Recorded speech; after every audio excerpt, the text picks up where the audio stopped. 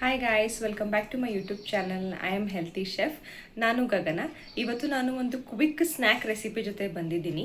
Usually ನಾವೆಲ್ಲ ಮನೇಲಿ ಈರುಳ್ಳಿ ಪಕೋಡ ಮಾಡಿಕೊಂಡು ತಿಂತಾ ಇರ್ತೀವಿ. ಇವತ್ತು ನಾನು ಎಲೆಕೋಸಿಂದ ಪಕೋಡ ಹೇಗೆ ಮಾಡೋದು ಅಂತ ತೋರಿಸ್ಕೊಡ್ತೀನಿ. ಬೇಗ ಮಾಡ್ಬೋದು, ಇದಕ್ಕೇನು ಜಾಸ್ತಿ ಟೈಮ್ ತಗೊಳ್ಳಲ್ಲ.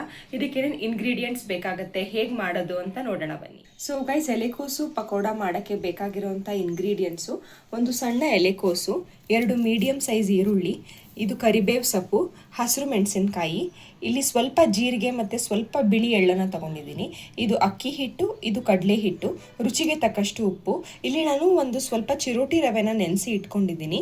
ಯಾರಾದರೂ ಮೈದಾ ಉಪಯೋಗಿಸ್ತೀರಾ ಅಂತ ಹೇಳಿದ್ರೆ ಚಿರೋಟಿ ರವೆ ಬದಲಾಗಿ ಮೈದಾನ ಉಪಯೋಗಿಸ್ಕೋಬೋದು.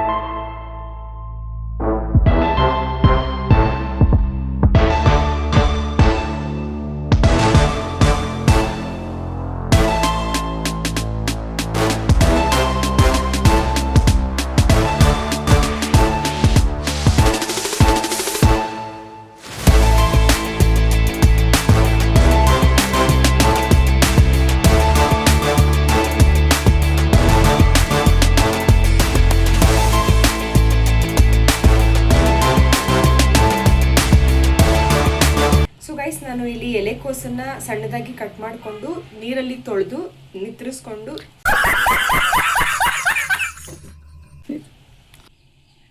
ನಾನು ಇಲ್ಲಿ ಎಲೆಕೋಸನ್ನ ಸಣ್ಣದಾಗಿ ಕಟ್ ಮಾಡಿಕೊಂಡು ನೀರಲ್ಲಿ ತೊಳೆದು ಇಟ್ಕೊಂಡಿದ್ದೀನಿ. ಹಾಗೆ ಸಣ್ಣದಾಗಿರೋ 2 ಈರುಳ್ಳಿ, ಹಸಿರು ಮೆಣಸಿನಕಾಯಿ, ಕರ್ಬೇವಿನ ಸೊಪ್ಪನ್ನ ಕೂಡ ಕಟ್ ಮಾಡಿ ಇಟ್ಕೊಂಡಿದ್ದೀನಿ. ಮತ್ತು ಸ್ವಲ್ಪ ಶುಂಠಿನ ತುರಿದು ಇಟ್ಕೊಂಡಿದ್ದೀನಿ.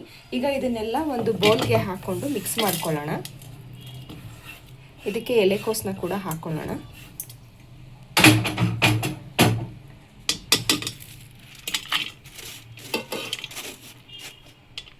ಇದಕ್ಕೆ ನಾವು ಈಗ ಸ್ವಲ್ಪ ಕಡಲೆ ಹಿಟ್ಟು,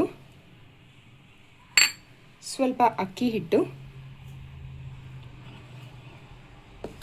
ಹಾಗೆ ಇಲ್ಲಿ ನಾನು ನೆನೆಸಿ ಇಟ್ಕೊಂಡಿರೋಂತಹ ರವೆನ ಹಾಕೋತಾ ಇದ್ದೀನಿ. ಯಾರಾದರೂ ಮೈದಾ ಬಳಸೋರು ಇದ್ದರೆ ಮೈದಾನ ಕೂಡ ಹಾಕೋಬೋದು. ಹಾಗೆ ಸ್ವಲ್ಪ ಜೀರಾ ಹಾಗೆ ಬಿಳಿ ಎಳ್ಳನ್ನು ಹಾಕೋತಾ ಇದ್ದೀನಿ. ಮತ್ತು ರುಚಿಗೆ ಬೇಕಾಗುವಷ್ಟು ಉಪ್ಪನ್ನು ಹಾಕೋತಾ ಇದ್ದೀನಿ.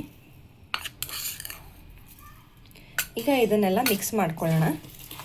ನಾವು ಇಲ್ಲಿ ಎಲೆಕೋಸನ್ನು ತೊಳೆದು ಇಟ್ಕೊಂಡಿರೋದ್ರಿಂದ ಅದರಲ್ಲಿ ಸ್ವಲ್ಪ ತೇವಾಂಶ ಇರುತ್ತೆ.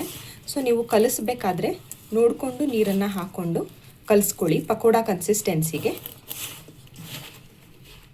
ಸೊ ಈಗ ಇದು ರೆಡಿಯಾಗಿದೆ.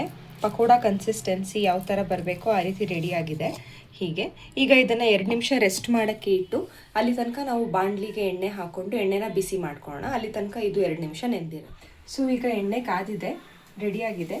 ಬನ್ನಿ ಈಗ ಪಕೋಡ ಮಾಡೋಣ.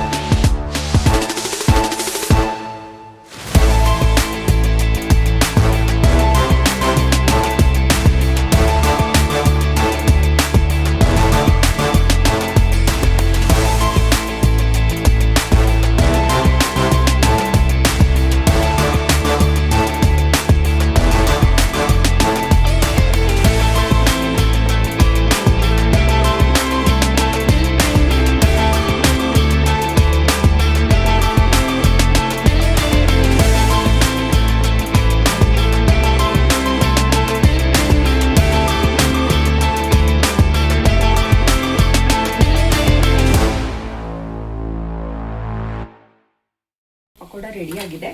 ಇದನ್ನು ಸರ್ವಿಂಗ್ ಪ್ಲೇಟ್ಗೆ ಹಾಕ್ಕೊಳ್ಳೋಣ. ಬನ್ನಿ ಸರ್ವ್ ಮಾಡೋಣ. ಕೋಸು ಪಕೋಡ ರೆಡಿಯಾಗಿದೆ. ಇದನ್ನು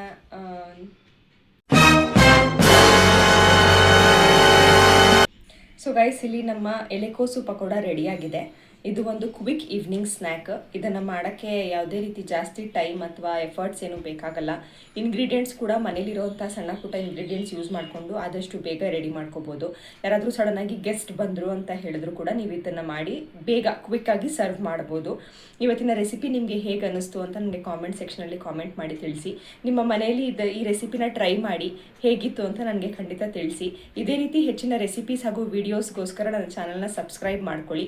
ನಿಮಗೆ ಈ ರೆಸಿಪಿ ಹಾಗೆ ಈ ವಿಡಿಯೋ ಇಷ್ಟ ಆಗಿದ್ರೆ ಈ ವಿಡಿಯೋನ ಲೈಕ್ ಮಾಡಿ, ನಿಮ್ಮ ಫ್ರೆಂಡ್ಸ್ ಮತ್ತು ಫ್ಯಾಮಿಲಿ ಜೊತೆ ಈ ವಿಡಿಯೋನ ಶೇರ್ ಮಾಡಿ. ಮತ್ತೊಂದು ಹೊಸ ರೆಸಿಪಿ ಜೊತೆ ಇನ್ನೊಂದು ವಿಡಿಯೋದಲ್ಲಿ ಸಿಗ್ತೀನಿ. ಅಲ್ಲಿ ತನಕ take care, see you soon.